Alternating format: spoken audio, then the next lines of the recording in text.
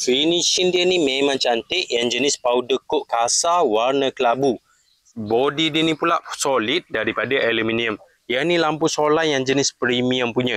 Pakai lampu solar macam ni, harga dia mahal. Tapi kualiti dia ni kena dengan harga. Yang ni yang jenis high end punya. Kalau korang tengok lampu dia ni, body dia ni halus macam ni dekat bahagian sini. Sebab lampu LED dia ni jenis tak ada reflektor. Jenis lampu nipis macam ni dan lampu LED seketul-seketul. Bahagian bawah dia ni dia tebal sikit sebab bahagian sini dia ada bateri. Lampu ni dia pakai bateri saiz besar. Jadi dia boleh nyala terang dengan lama. Dia boleh maintain cerah macam ni dari maghrib sampai subuh dengan selamba. Lampu solar macam ni sesuai untuk korang gantung dekat tiang lampu sebab dia ada bagi bracket putih macam tu. Mudah untuk gantung dekat mana-mana. Cumanya tiang korang tu kena solid sikit sebab lampu ni dia agak berat. Body dia ni aluminium memang berat. Kalau lampu solar jenis plastik, korang boleh gantung satu tiang, 2 biji lampu.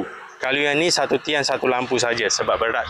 Jadi kalau korang ada bajet lebih sikit, korang nak cari lampu solar yang jenis high end, korang boleh check yang model ni. Memang padu. Cahaya dia ni cerah, boleh nyala lama, body aluminium, body solid, finishing pula cantik. Korang boleh check lampu ni dekat link video.